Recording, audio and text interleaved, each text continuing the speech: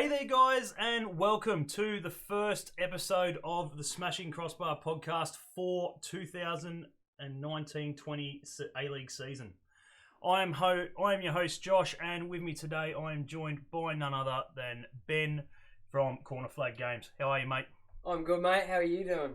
Mate, could not be bloody better. F3 Derby Day, opening match, round 2. Unfortunately for us, we missed round 1, but I'm keen. I'm keen as mustard to see, obviously, a good outcome today. Obviously, as everyone is hoping for, and obviously a good season. Obviously, we didn't quite cut the mustard last season, and I'm hoping we can go at least one better to get us into the finals. Your thoughts, mate? You keen? You pumped? I'm absolutely pumped, mate. The shed is absolutely rocking. I've been out there last night in the wee hours. We've scored ourselves a couch for the projector out the back there. So there's a fridge out there too. So there's plenty of room for beer and shit. Mate, absolutely. We will be cheering on down here in Victoria. Big shout out to obviously everyone going down today to watch the game and obviously cheer on the boys, and hopefully we get away with the 3 points. This season we will be doing pretty regular, every week's going to be pretty much the same sort of stuff. We're just going to obviously dissect the week as it was. Obviously, last week, spit it out. So the week results, and obviously we'll dissect team of the week and give our thoughts whether the experts got it correct or if there may have been one or two people in there that may have missed out or may not have, probably shouldn't be there. And then, obviously, the big one, we have got on board with Laurie McKenna. Obviously, he has happily donated a couple of minutes of his time a week to answer a few questions from the fans out there. So, greatly appreciated again by the big man. And that will be a weekly segment as well. So, make sure you jump on to, obviously, Crossbar Capers Facebook page, or obviously leave a comment down in the YouTube channel down below, obviously the week before's episode, and your question may be answered the following week. Anyway, guys, we will get into it, mate. Obviously, it's been a long pre-season, it's been a long off-season. We won't really go into the pre-season and obviously the FFA Cup sort of stuff as we've dissected it previously before, but your thoughts leading into round 1 for us anyway. Oh, it's one of those things. Is the bye a help or is the bye a hindrance? I'm of the opinion that the bye generally is more of a hindrance than what it is a help. Yeah, okay, you get a little bit of fitness out of it, but it's that match sharpness at the end of the day that sort of gets everything off and running. We need to hit the ground running early this season, so we're not trying to make up time later on through the arse end. At least this time we don't have to worry about Asian Champions League getting in the way of things, especially with the way that the fixtures are now divvied out, no international rounds or anything like that, due to the fact that Western United are in, all this bye situations, and FFA trialled the break for the international rounds, and we lose it the year later because of a new team. But who knows? They might bring it back next year when they bring in MacArthur. Yeah, well, that's obviously a possibility. Look, obviously we've had our fair share of blows. Obviously now we've lost Wes, we've lost Shepherd. Obviously Joey, now obviously over in the States. Canner's not there 100% yet either. Absolutely, obviously it's obviously a big blow. Obviously, as you said, Canner's not 100% fit, so hopefully he'll be right to go for next week. But we are lacking a little bit. I think obviously we haven't gone in and replaced some of the players, that I think we should have. Losing Wes is obviously a big one, and the factor that we've lost him for a good majority of the season. I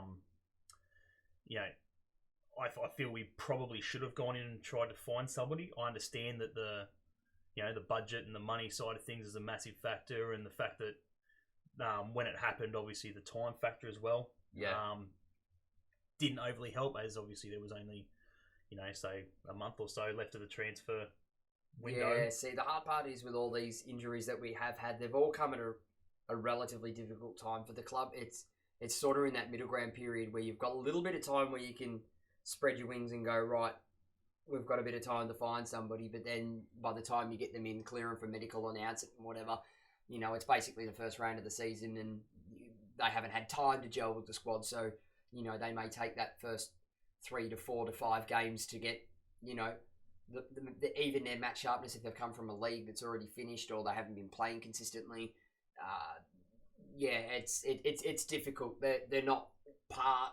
They're not one with the team. There's not that one brain, so it's going to take them time to adjust to that. And in the early stages of the A League season, we couldn't really afford to take that gamble, I suppose. Especially if you're getting somebody from further abroad.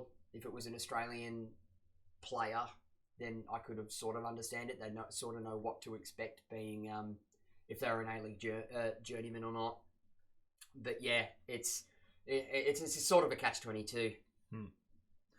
Yeah, it's obviously good points you made. Obviously, look, he's hoping obviously, between now and obviously the time he does get back, which I believe from what Laurie's been saying, he's hoping, obviously the start of like Jan. Yeah, obviously, February is obviously probably 100% they want him on the pitch. As long as all the rehab and everything else goes well. But look, Laurie came out and obviously stated in the interview that we done with him the other week that he possibly was looking at this being his last season before hanging up the boots.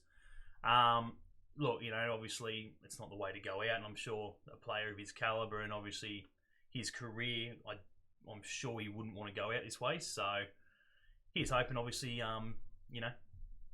Laurie and so forth can get in his ear, and as long as he keeps fit and obviously comes back from his injury, reasonably fit and healthy.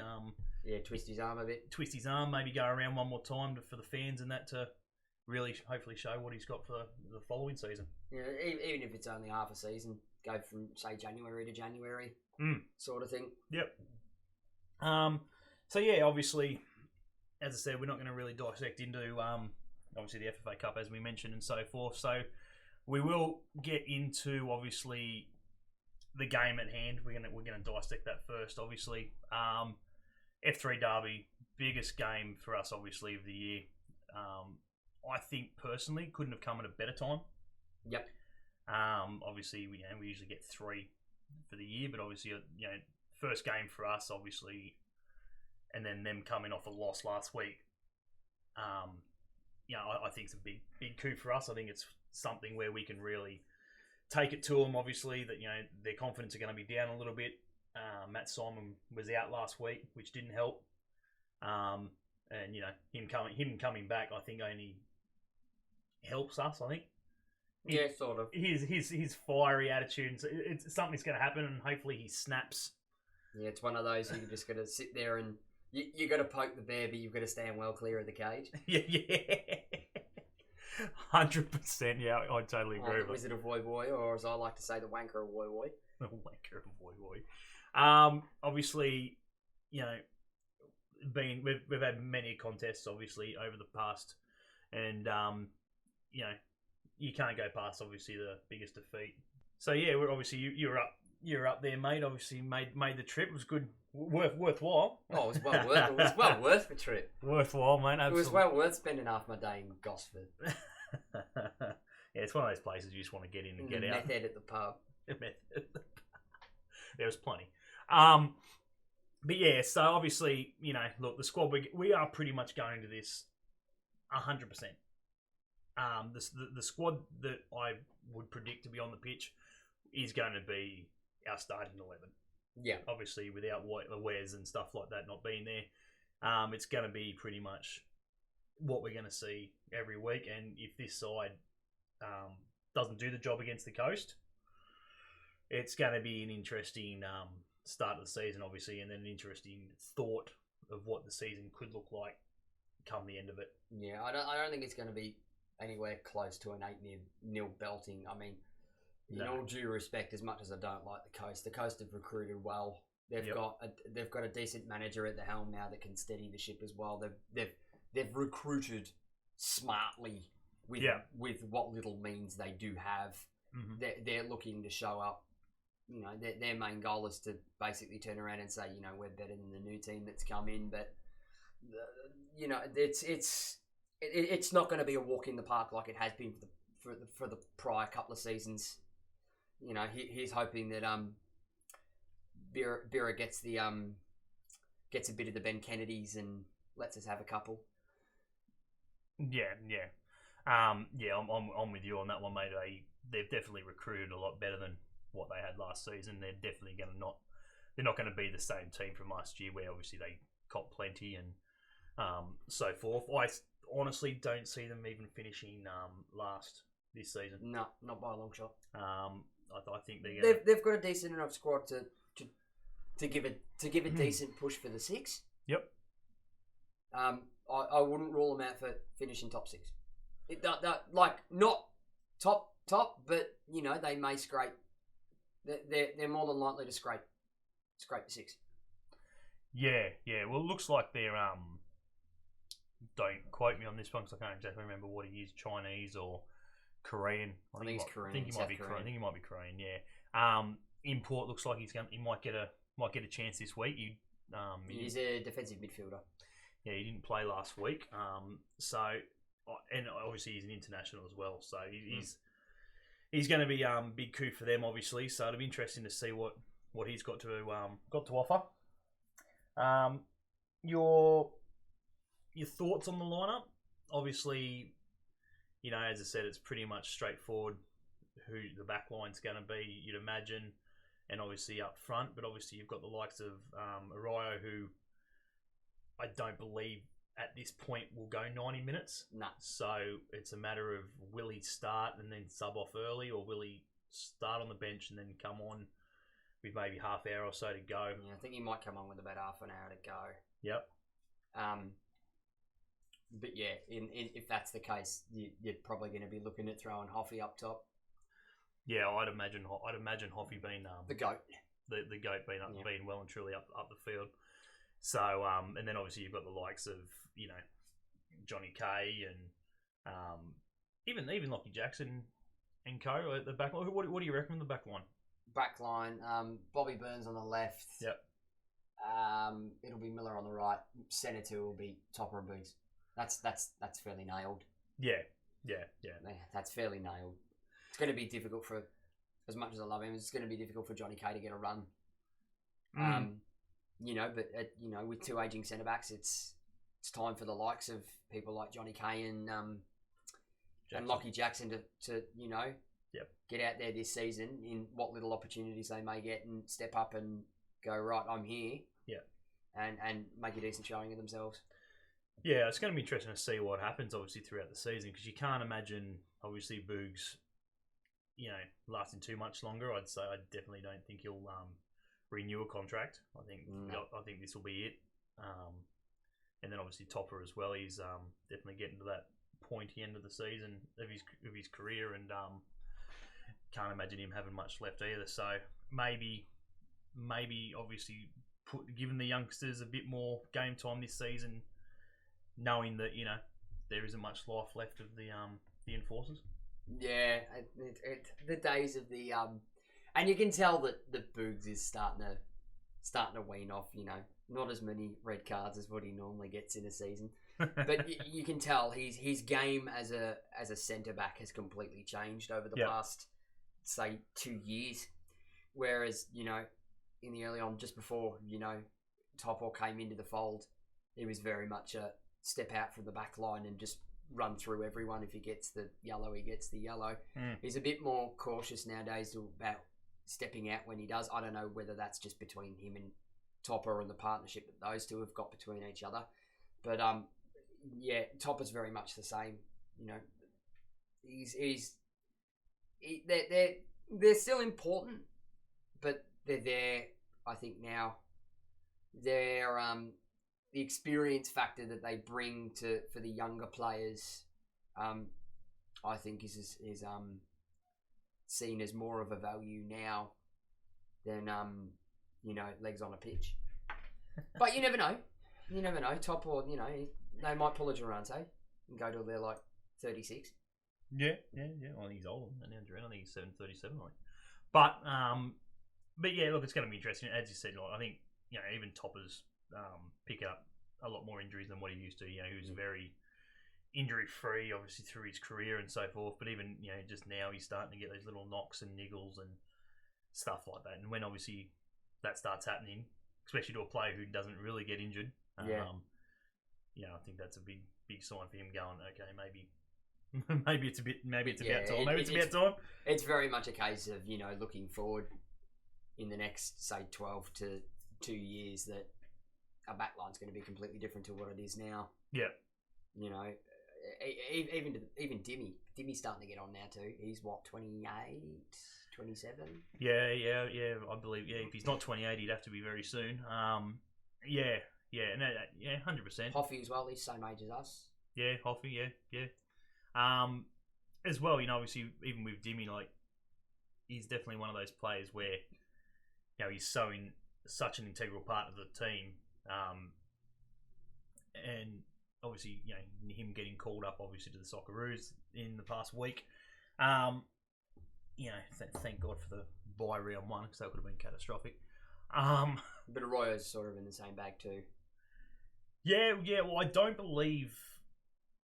quote me, but I don't believe he went this week overseas. I know Laurie was.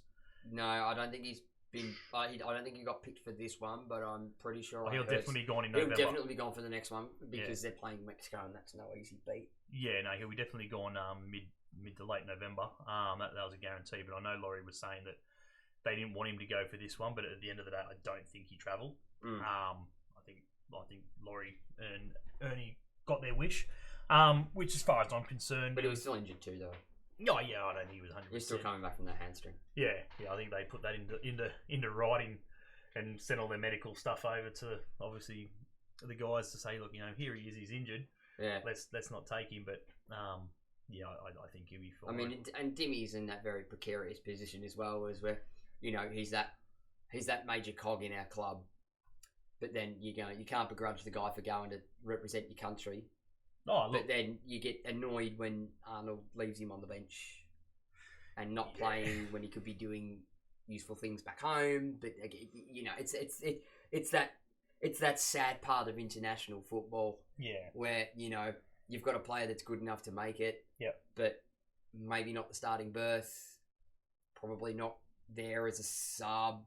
But as a crucial part for his domestic club. That to me just is a real annoyance. But again, you can't begrudge a guy for trying to represent your country. No, look, 100%, I totally agree. I've always been in the boat where I think there's at times there's too many players getting picked for the national duties because obviously there's plenty that sit on the bench.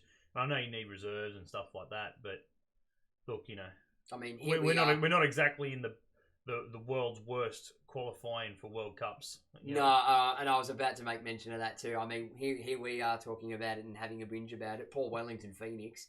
Jesus Christ, 90% of their squad disappears for World Cup qualifiers. Well, not anymore. Western United. Well, yeah.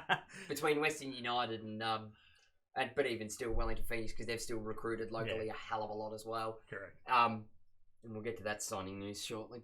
That's annoying. Yes, that one's a good pick up for them. But as I said, we'll get to that shortly. But yeah, look, it's an interesting thing. I think with no international breaks now in the A League as well, it's gone back to what it was 2 seasons ago. They're going to be, they're going to be up and down screaming, and you know what, rightfully so. Yeah. Look, I think it's one of those things as well. I suppose they've just brought in a new rule in, I believe, this year in regards to the A League and obviously international duties, where I know it didn't come into effect for the round one, but obviously from now on, if you've got 2 international players away, you can request for a fixture change. Okay, so I'm assuming that's going through the independent A League, not the. Correct. I believe so. Yeah. Yeah. And getting on new rules, jumping very quickly onto that, the addition of more substitutes. Are we allowed to swear on the podcast? Jesus Christ, I've been asking for this for goddamn years. Yeah, look, I think it's It's not the norm in any other league. Why do we need to be different? Yeah. Granted, they've sort of put a cap on it that they've got to be under 23s, but, you know, with the independent Yeah, A-League coming in and wanting to establish that pathway for young Australians, then what better way to do it? Yeah. And in saying that, you're talking to the A-League and stuff like, you know, got to be under the age of 23. Well, shit, like that. Not, you know, nearly every club in the A-League's got a majority of their players under that age of 23. Yeah. You know what I mean? So, yeah, look, you know, it's one of those things. We've got a lot of youth as well. Obviously, I believe we're taking advantage of it this weekend. You'd be silly not to. No, absolutely, 100%. But, you know, obviously back onto the coast, we've just dissected from the big F3 derby straight into rulings to everything else. Independent A-Leagues to freaking Wellington Phoenix. Absolutely. I believe we have got a 7:30 kickoff tomorrow night down there at Gosford. 7:30 or 10 to 8? It'll be dark. We'll go... It'll be dark enough to have the projector going. It'll be dark, put it that way. The beers will be cold. The boys won't care. The guys won't care. Obviously, what time it kicks off. Yeah. I believe the buses and trains and whatever will be leaving from about 10 a.m. surely. Yeah, they'll be getting on early, and to be brutally honest, I don't bloody blame them. I'd be doing the same goddamn thing. If I know plenty of the boys travelling down there and so forth, yeah, the kickoff's just a number. Yeah. It's how many beers they can get in before that kickoff time's the. No, you're right. It is 7:30. Oh yeah, it's all changed now because of daylight savings and ABC. Yeah, bloody ABC. Hey, the ABC's onto it. The ABC, give them a crack. Why not? It's got to be better than the shit they deliver on SBS. Seriously. We're not going to delve into that one. No, it's better than what Channel 10 offer. That as well. Yeah. Obviously, we are not. You know, we're not betting men, but I believe we haven't even played a game yet, and obviously $2.20 favourites over the 3.30 to the Mariners. Do you see that? Obviously, you know the whole betting side of it, and obviously them. You know, yeah, I don't bet. No, but do you really see it that much of a difference? Honestly, it'd have to be even split. Yeah, I'd be going even split. You know what I mean? Like the guys. It can go either way. Oh. 100%. I do believe this one will be on ABC. I believe off the top of my head. Yeah, it is. There we go. So, but yeah, look, as I said, I'd say that everyone's going to travel down there in droves. 9,000 members we've ticked over. So, congratulations, obviously. It's on ABC Radio. ABC Radio. There you go. That won't matter because we'll have it blaring in the shed. Oh yeah.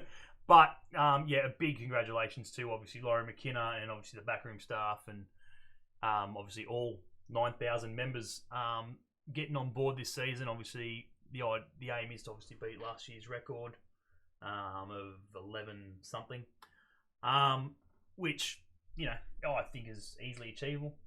Couple of wins early on, I think we'll definitely see the fans get back on the wagon and hopefully see us ride home. But, obviously, talking about kick-off and obviously everyone else meeting at the pub and la-di-da and the march, which I'm guessing you're probably looking from about 6:30 onwards. I believe Griffo and McKenna will be there front and centre.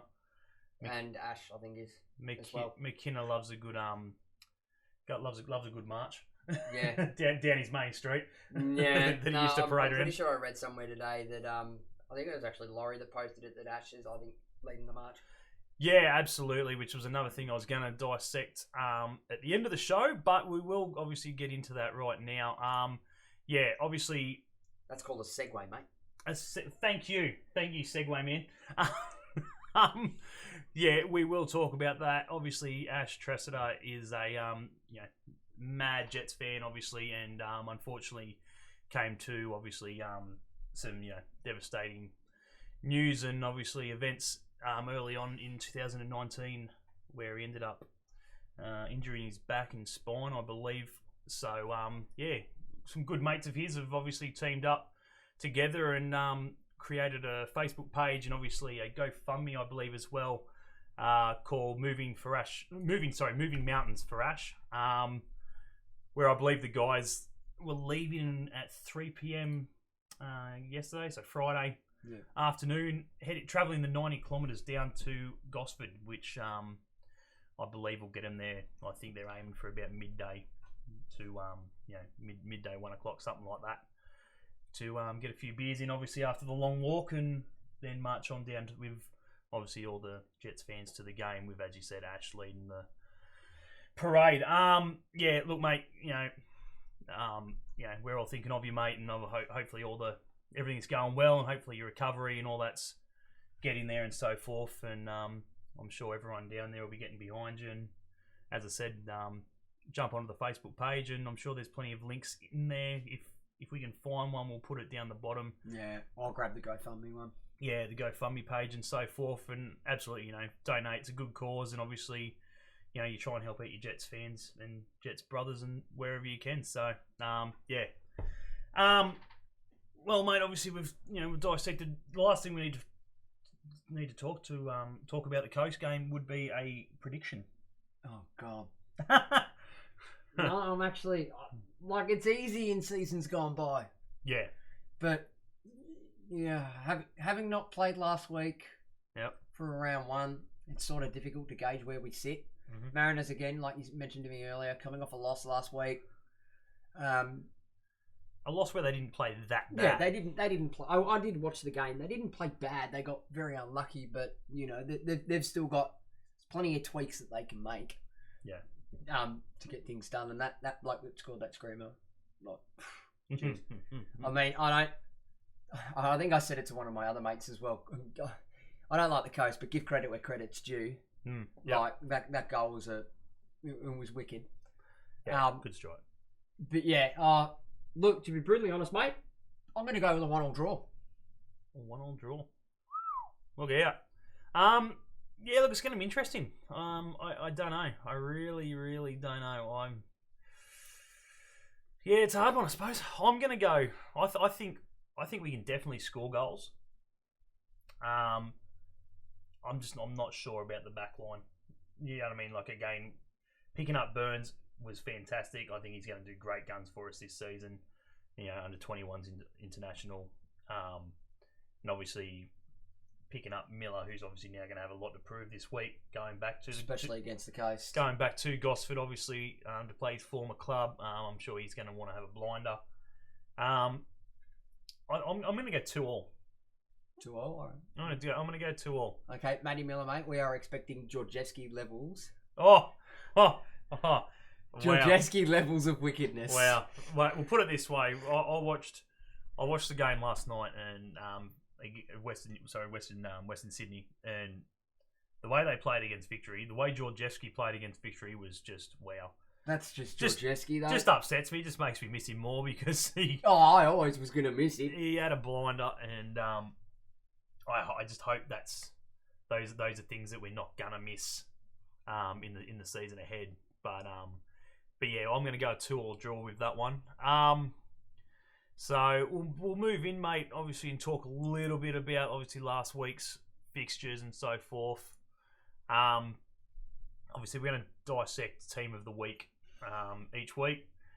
Whether we thought the experts got it right. Again, I don't exactly know who exactly tips this, or puts these players in. But from the squad of this week, it's definitely not Bozza. Nah. Thank God. If it is, I think it might be the CEO of Western United trying not to look biased. Hey, it's their first game. You got to get at least 4 of them in there. And they did. There we go. So we will obviously. So the team of the week consisted of Daniel Loper in goals, Josh Risdon, Andrew Durante, Macaulay Gillespie, Harrison Delbridge, Connor Payne, Dario Jurtak, Milos Ninkovic, Jay O'Shea, Adam Lafondra, and Mitch Duke. Your thoughts? Okay. Is there anybody in there that... We'll go first. Who in that team of the week definitely deserves to be there? Loper had an absolute screamer in goal for Western Sydney. I watched that game. Mitch Duke played well as well. So not disputing that. Lafond probably got it because he's Sydney FC. Ninko got off to a very slow start. Yep. It took him a while to get into things. Dario Jurtic in the in the midfield for Western United. Most definitely deserves to be in that team of the week. Yep. Kind of Payne on the other hand. Oh, look, he had a couple of good. Connor Payne had a couple of good crosses, but aside from that, it wasn't too much. Same on the other side with Risdon. Risdon had a bang in first 45, but he sort of dropped off in the second. Jura, Jura's Jura. He did what he did. He does what he does. Macaulay Gillespie sort of flew under my radar. Yep. Harrison Delbridge purely made it into the team of the week, A, to fulfill Melbourne City's quota, and B, purely because he shoved Ola Toivonen. Again, Jay O'Shea did well for Brisbane. Brisbane did well to end up getting the result that they did against a very strong Perth Glory outfit. So, O'Shea, aside from that, So can't really say too much else. Whoever missed? Obviously, nobody. No, pretty much everyone was. You pretty much covered everyone there, mate. Obviously, notable absences in there. Obviously, Perth didn't get one in there. Yeah. Which I think's interesting, considering they controlled, I believe, their 90. Their front three for the first 45 minutes was that had it been halfway through the season, they'd have buried 4 or 5 against Brisbane. Oh, 100%. 100%. I think Economides had a great game. I would have probably put him in there somewhere. Bruno looks pretty good too, considering a man who hasn't played football for nearly 12 months. Yeah. Look, I'm sort of with you on Durant. I don't believe he deserved to be there. Again, my opinion. And no disrespect to Western United, but let's be fair. If they played them in round 3 or 4, they'd have got done. They would have got beat. My opinion. Especially now that we will quickly dissect into another segue into your the signing news of Wellington and what we have somewhat come up with as probably, if he hits the ground running and he does what he has done in previous years in Europe, will be one of the best signings in the A League. Oh yeah, by far. I think I made the quote to you earlier today while we were on the phone. He is going to be a Ross McCormack. If he hits the ground running, he will be a Ross McCormack that can score from open play. Yeah. He is deadly. I mean, here we go. And Steve and that are going to have a good laugh about this because I brought Birmingham into it. Birmingham looked at him 4 years ago. Right, absolutely. Yeah, okay. He's at that level. Mm-hmm. Yeah, tell the fans out there who probably are sitting there going, what the hell is Championship. I was talking about the player. Yeah. And the player We've gone and got a Norwich legend. They've gone and got a Norwich legend. Who would be? Well, we got Wezzy. Yeah, and who have they got? Gary Hooper. Absolutely. Formerly of Sheffield United. Yeah.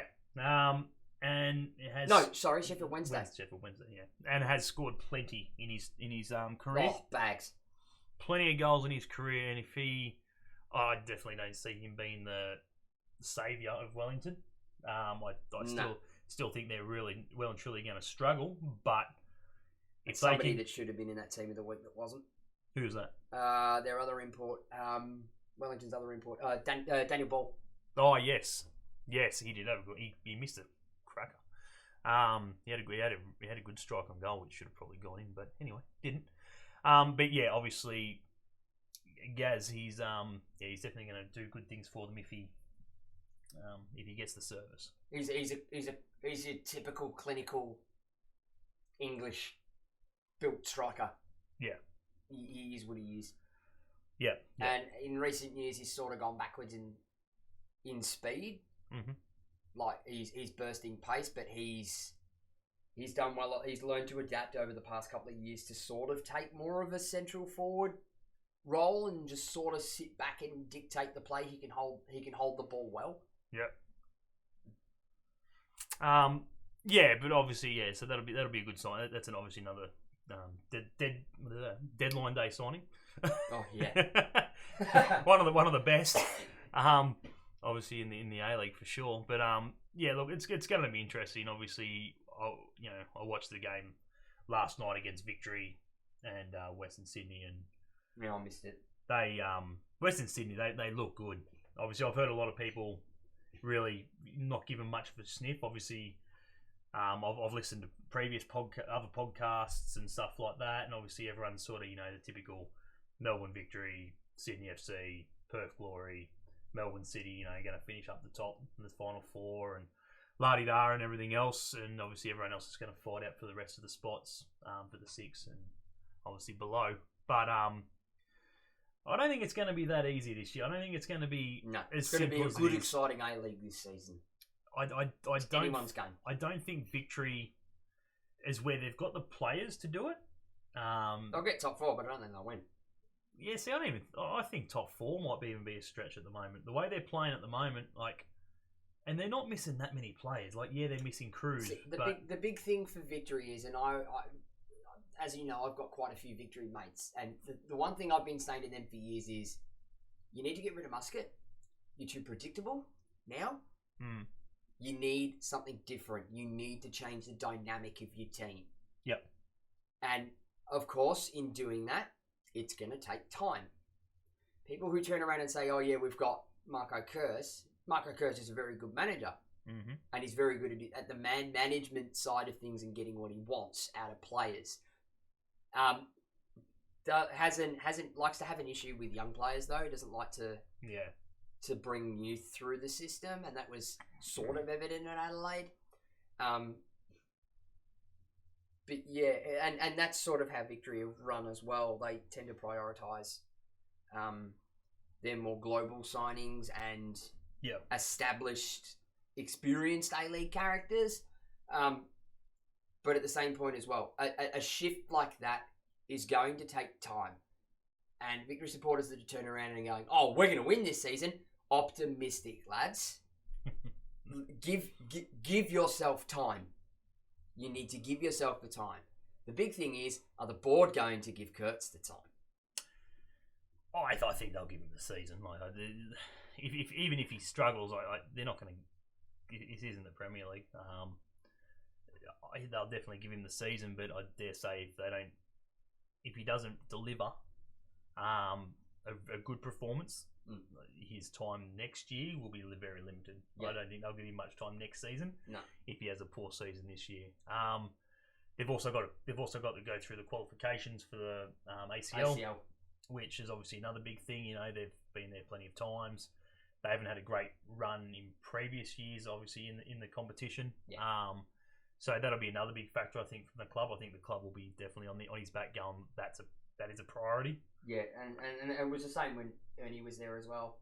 He makes no he makes no effort to hide the fact that when he was at Victory that the board had told him to prioritise Champions League over the A League.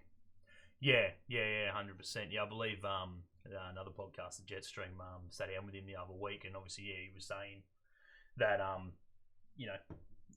they didn't give him obviously enough I don't know what you call it, help and time. Yeah, you know what I mean, per se, in for that competition. It was he made the distinction of when they played Kashmir. Kashmir had a squad of I think it was like 40 million worth $40 million American dollars, and ours is worth like 3. Yeah. What do you expect? You can't expect miracles if you win. Well, yeah, and he did mention the word miracle, and Western Sydney Wanderers in the same sentence. So. Yeah, he praises Popper. He praises Popper. But I've always said as well, okay, we all know I hate the coast, but again, give credit where credit's due. Yep. It's an achievement, not just for the league and not just for a rival club, but for the Australian game in general. Yeah. Look, from watching their first 2 games, they're in a bit of a spot at the moment. The boot's not firing as he probably should, which is fantastic. He's got a lot on his brain at the moment, though. Yeah, a bit of baby stuff. It's not like he's giving birth. No, she's about ready to drop. Oh, no, it's not like he's giving birth. I'm sure. No, from watching Kurt's in Adelaide for a while. I'm sure that's what he'd be saying to him. Mate, it's not like you're in the hospital giving birth. Nah. Concentrate on the football and nothing else, thanks. Anyway, we're getting off track. Anyway, yeah, we were talking about this for the top Jets. 6 and top of that and the top 6. Your prediction for the top 6. Oh, wow. Start of the You're season. going to pull this on me now. Absolutely, start of the season. Right. If we're going to do this, I need to look at this. He's gone to the computer. Yeah, I've got to look at not so much the current ladder, but just so I can see all the teams visually in my own brain so I can order them. I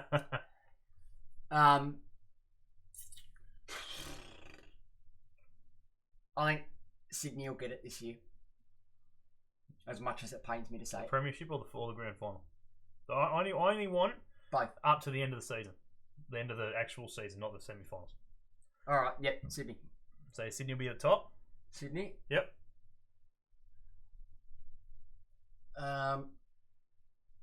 You know what? Screw it. Western Sydney second. Ooh. I reckon Western Sydney will pull out over Perth. Perth Wow. will go third. Okay. Perth will go third. Then probably Victory. Jeez. Okay. Not giving City any hope. Fifth. Fifth, I'll probably go City. Okay. Sixth, probably us. Okay. Fair enough. And obviously we'll just want the wooden spooner. You don't need to go to 8 to 10. Oh, 7 to okay. 10. Wooden spoon. Oh, it's a pretty tight toss up between Western and Phoenix. Okay. Fair enough. Western and Phoenix. Pick I one. can't split them at the moment. Righto. Come back to me in a week. Righto. I'll start. Mine, I reckon. I'm thinking Perth at the top. Yeah. I got that tip right last year. What do you say? It goes well for me. No, I think that if anything, they've improved their squad. They haven't lost any majors, or if they have, they've filled the spot. Obviously with Fornaroli, there's a big one there. So taking we're gonna say Kiddo for a second. Taking what's his name? Bloody Keogh. Oh yeah. Kiddo. Taking Keogh out and obviously bringing Fornaroli in obviously is a great like swap. So so they haven't lost anything. So I'm going to go Perth up the top. I then think Sydney will finish second. Mm-hmm. I then think it's not as easy as what you think, is it? Third. I know, you look at all the teams and you go, how? Yeah, how do you fit them all in the top? Third, I'm going to go with Western Sydney. Yeah. Fourth, I'm going to go City. Yep. Fifth, I'm going to go the Jets. Okay, yeah. And sixth, I'm going to go Victory. Right, alright. I think just from watching previous, obviously this is the 2 games that they've played so far, Victory, and you can't really read in and take into the game we played against them in the FFA Cup. No.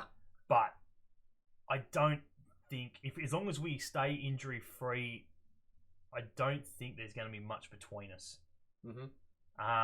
And that's the thing, and that's why I sort of didn't put our Jets in a place, because I want to see them play first. Yeah, again, it's hard. I want to see them play first. It's hard, and obviously that's why I'm sort of glad that we are playing the Coast first, because it's a must-win. So they've got to be fighting. I mean, it's virtually, it's the last round of the season. You win, you make the finals. You lose, you're out. It's one of those sort of games. You must win this. So that's not just another game of football. Correct. So that's my 6. As for the team that's going to finish down the bottom, as you said, it's a hard one. I don't think the Coast are going to be there. I tipped Adelaide to go all the way last year, and I thought that, and I said from the start, from round 1, that they were the team to watch. And they flew under the radar last year, and they ended up getting virtually to the game before the grand final. I don't think they're going to have that luck this year. I think they're struggling big time.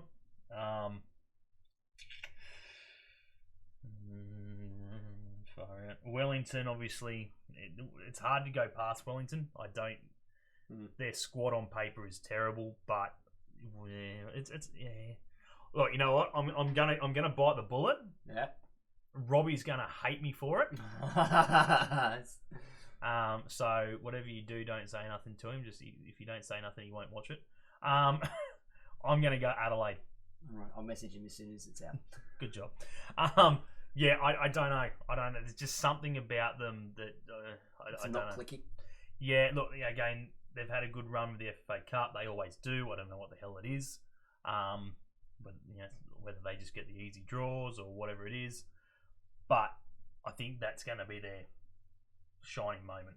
Playing next week or whenever it is against City, that's going to be their significant moment. And hopefully they beat them and get the trophy again, and that'll be like 3 they've won so far. It's almost like a rebuild phase after losing Isaias for them too. Oh, look, losing Isaias, Goodwin, new manager.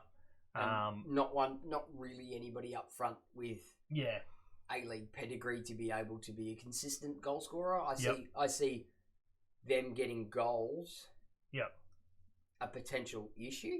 I mean, the young kid that they've got through, I can't remember his name off the top of my head. He's the one that come through the youth team. Yeah. He's firing at the moment, but can he sustain that? Yeah. Look, it's gonna be a season of youth, I think. It's the youth this season. It's almost like they're in a rebuild phase. Oh yeah, look, 100%. 100%. I would totally agree with that, and I'm sure if we spoke to anyone from Robbie, Adelaide and the Red Army and so forth, they would probably say, which we might look at doing at some point and getting them on and having a chat. But look, it's I said it after watching round 1. I believe it was to you. I think it's going to be a battle of the youth. Yeah. I think it's going to be who's recruited the best youth. Yeah. For me, I seriously do like watching Elvis Kamsoba play, obviously for Victory. I mean, he was so in a losing side. Damn, he was quick. Damn, he looked good on the ball. Yeah, which is a far stretch. If we go back 2 years ago for the FFA Cup, I did actually watch him play. Yep. At Avondale, and he was a relatively no one. And when Victory signed him, I turned around to my Victory heads and said, "He's good. He's quick, but when he gets on the ball, he's very quick to panic." I said, if Muscat can take 12 months to get that side of his game out of him, I said he will be deadly for the A League. He just loves to run at people. It's frightening, like just how confident at the moment. Avondale and Marconi it was. Oh my god. It's frightening to see how confident he is right now. Like the way he went at the Western Sydney players last night was crazy. He just let me at him. You know what I mean? Like I'll just run straight over the top. He beat about 3 blokes at one point, and then played a good ball in the boot, and he stuffed it, which was great. And that's where Marco Kurtz encourages that sort of play. Kevin Muscat, probably not. He would have expected him to have handed it off to a more experienced player to do that. Yeah. Even Western Sydney as well. Like they have unbelievable youth. Yeah, they always have. Oh my god! They won the youth league again, didn't they? Yeah, I believe they did. That's 2 years running for them.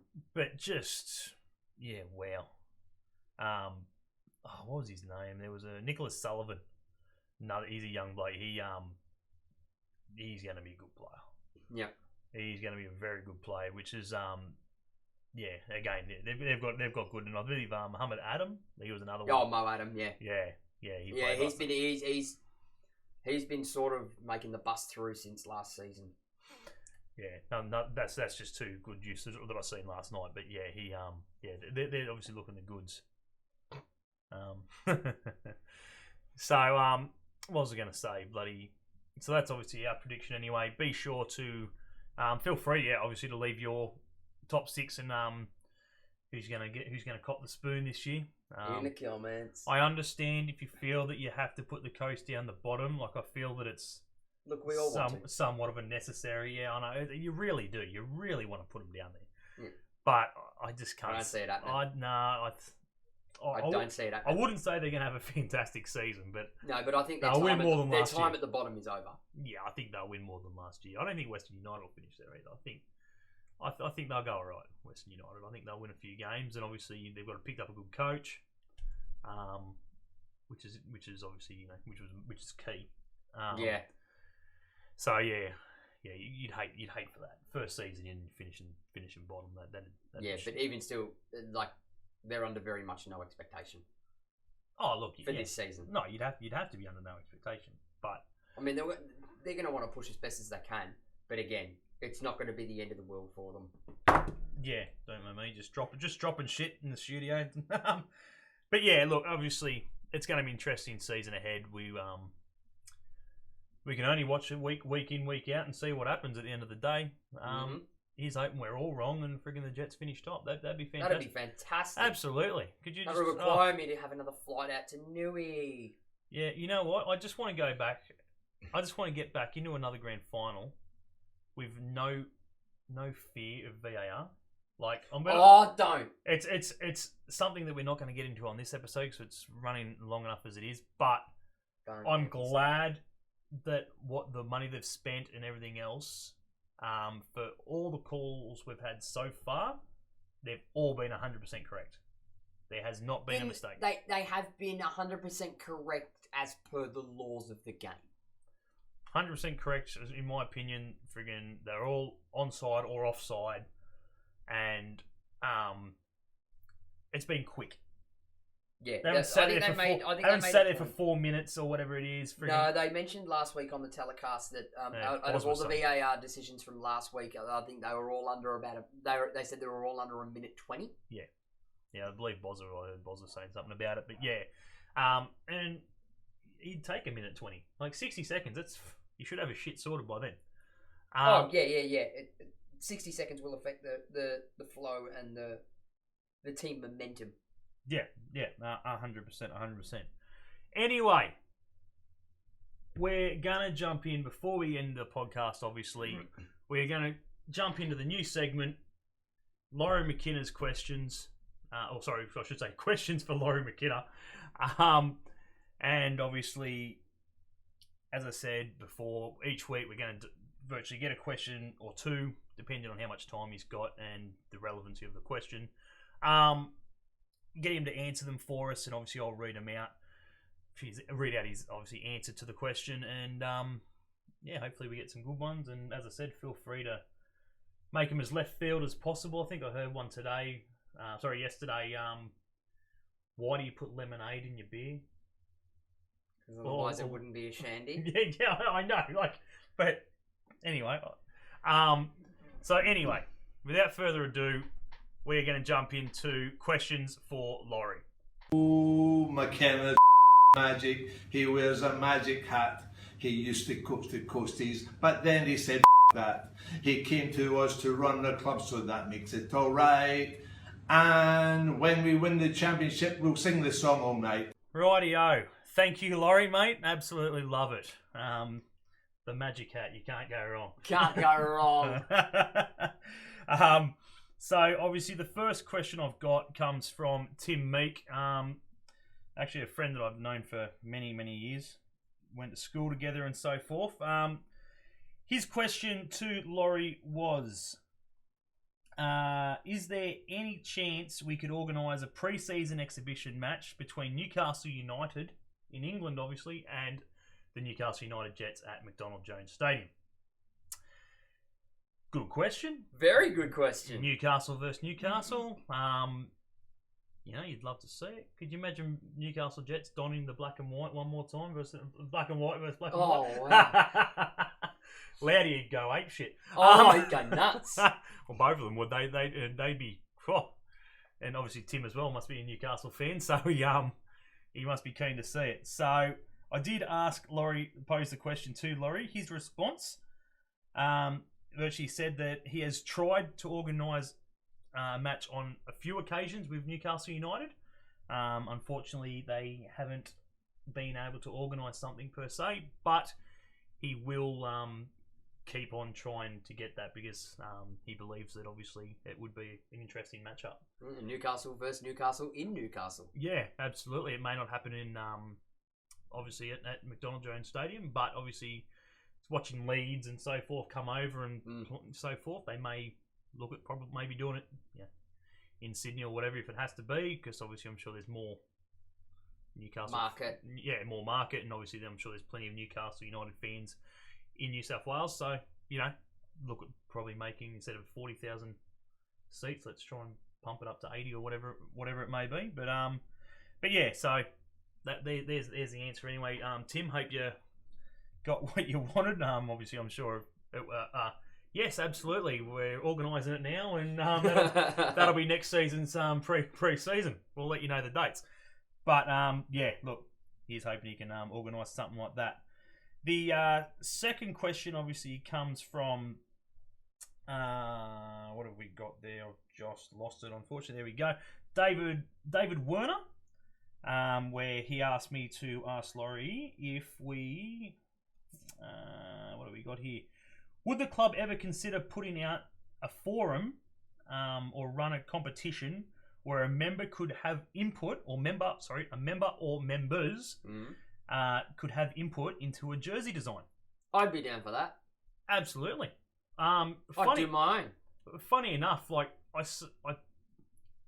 was on posted obviously on the Jets, Newcastle United Jets Facebook page and so forth to try and get some questions and that. And not long after that, there was a survey out, I believe I seen. Yeah, there was a poll or something like that, and so forth. So I did get the answer back, and Laurie said, in a positive note, we will have a survey during the season to ask fans about colour choices. Oh, is this where we start? Is this where we start? Trying to get the gold back from Western Sydney Wanderers. And will this finally mean we will get the emerald, cinnamon, and white back? Laurie knows I am a firm fan of that kit. Well, only if you're the member. I pay my membership. Who gets there? So no, I'll make one. Yeah. I'll design it. Hey, why not? Look, yeah, obviously, good question. Obviously, hopefully that obviously answers your question. Obviously, it's a positive note, which is good. Yep. That they're open to. It's more positive in the fact that they're actually the club is open to the fact that they want to listen. Yeah, and as I'm not going to go into it because I've seen so much the last 48 hours about the whole kits, and obviously watching Western United rock up last night in the goal, which just looks. Oh, you mean Western Sydney? Sorry, yeah, Western Sydney, which looks magic. It does. It looks fantastic. Looks so good. But it's good to see Georgescu finally in the gold. Yeah, to blinder, unfortunately. But look, Laurie did come out and say that they will keep on trying. You know what I mean? Like, it's not dead and buried, never going to happen. But with, I believe, Viva, it's at a point where it has to be able to be. It has to be sellable. Yeah, and they mean by that they mean to the masses, not to the 10 that want it. Correct. And I believe there was comments. I've seen comments previously. Not everyone can afford $100 for a shirt and stuff like that. That's why I have Zip Pay. No, but at the same time, absolutely. Like, I'm sure there are people out there who, can't afford a shirt and so forth. But when you've got 9,000 members, you would expect 5,000 of them, or at least half of them, go an even half, to buy a shirt. Or 4,000 shirts. Or have a relatively recent one. Yeah. And again, obviously that's it. At the end of the season, they get thrown out at 50% off or whatever it is. Pick one up for $50. Cheap. Bang. Christmas present. Sorted. But that's pretty much the biggest thing. They need to sell. Because at the end of the day, as much as it may look good on them in the gold and so forth, you want fans and everyone else to be donning that gold. Yeah. You want the stadium gold. Yeah. And if you're not going to go out and buy that shirt, obviously the club isn't making money. Yeah, I think to change the kits now would be I don't think it would be marketable. I think that if the club were to change the colour scheme of the club as a whole, in the same way that Tinkley did and brought in the red and blue to make it synonymous with the Knights. Yeah. I think it's something where the entire club would have to rebrand it, not just the kit. Yeah. Because if you brand the club to, like, say, back to the gold, yeah, then your supporters are not going to have the choice. Correct. You know what I mean? Correct. This is the home kit, this is the away kit. The home kit is gold, the away kit is, say, black. Yep. That's it. Yep. People I don't buy my Jets kits based on the colours that they are. Yeah. I buy my Jets kits because they are the kits. Yeah. Doesn't matter what colour they are. Yeah. Oh no! Look, yeah. I'm with you, but at the same time, I have knocked back buying shirts because I haven't been a fan of the design. And I have, and it so was everyone, the black. I'm sure when we come out with the black third kit, I never got it. Yeah, I'm sure, and that's it. I'm sure there's thousands of Jets fans out there who have sort of said I don't like that strip, so I'm not going to get it. And I love the ACL away kit from last season, but I don't have that one. You're welcome. I'll sort of have it. Those who know me know what I'm on about. Won't go into that, but yeah, look, as I said, as Laurie stated before, they will keep on trying to get the gold. Yeah, it's not a club thing; it's a Viva thing. He understands that the gold they previously had wasn't the same colour gold. Yeah, but at the time, it was the closest thing they could get. Yeah, and it's all going to be based on material. And at the same time, I didn't mind it. I didn't mind it. Gold's gold to me. Like, you can have different colours. You can have. What I didn't like was like in the Leadman gold strip that we had. I think it was the first year we went to Viva. It had like that light orange in the middle of it. Yeah. The stripes through the middle. That I didn't like. But I didn't know about the orange in the middle until I actually saw the kit. Yeah. In front of my own eyes. Yeah. Well, I think the one of the old ones, I think it was 17 Homes one? 17, 18 Beechwood Homes. I think they had the gold underneath the armpits and so forth. I think if that like that. Yeah, exactly like that one. Jets got it. Ben's got it hanging up in the studio, signed by the Jets team. They're probably the 17-18 squad. But yeah, it is. Because that's Christian Bomora. Fair enough. But the gold underneath the armpits of that Beechwood Homes kit, I don't know. And we did have the gold as the third kit because we had the white away with Inspirations paints. Right. And that gold is different to the solid gold one we had. Yeah. That gold is definitely different. So maybe that may be something, you go back and go, well, what about this gold? Can we make this solid? It's got to be the original. But at the end of the day, the original ACL long sleeve gold with the red and dark navy blue down the arm. Let's be fair. Like, the gold was great, but shit, it wasn't a fantastic looking shirt. There's not a lot you can do. There's not a lot you can do with the gold. It's as plain can be. It's difficult to work outdated with. and old, and you know what I mean. Like, and I'm sure. But it is an identity. Yeah, 100%. 100%. Something that we started with in the gold, and now people just feel they can take it whenever they feel like. But anyway, thank you to David and obviously Tim for the questions. As I said, we could go on a bit of a rant with it. Yeah, I said I'm keen. Good question. I love a good question. And they are good ones. So, as I said, be sure to obviously get your comments in. Drop them below in the comment section on the YouTube channel side of things, or obviously I will post in the Jets forums and so forth, stating obviously the week ahead and so forth, so you can post them in there. But yeah, get the questions into me. As I said, left of field is. I'm sure Laurie would be keen for a left of field question. I'm sure he gets pumped and bombarded with football questions every day. Maybe when do you think Rangers are going to win a trophy? Don't.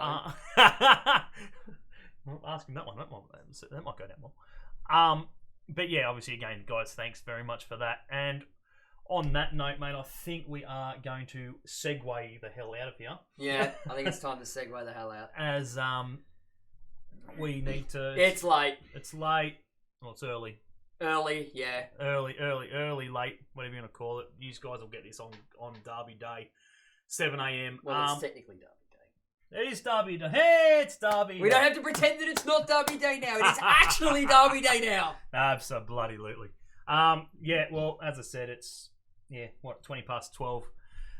We best get some sleep so we can get up at 10 a.m. and get into the beers. I've got recording to do. You can go to bed. Absolutely. Muchly appreciated to you, Ben. Thanks for being here, mate. It is always a pleasure.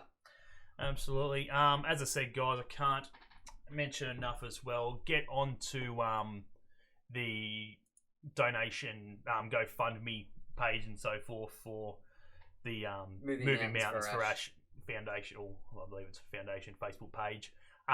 Because as I said, we need to get around obviously our Jets members and so forth, and as I said, mate, hopefully everything goes well in 2020 and you get back on the mend and see you plenty of Jets. Cheeky beer. Oh, I'm sure you'll be into plenty. And enjoy. Hopefully 2020 is obviously a much better year for you, mate. But it's great to be back. Good to be back. 1 down, 20 odd to go. 29. Yeah. 28. Okay. I don't know how many rounds have we got nowadays with the new teams. I don't remember. Christ knows. What are we going to do on the next bye round? It's round 7, I think. Sleep. Yeah. How boring is it going to be as bye round? But again, guys, thank you very much for listening. Be sure to jump onto the YouTube channel, subscribe, tick the notification bell, leave a comment, whether you like it or you're not.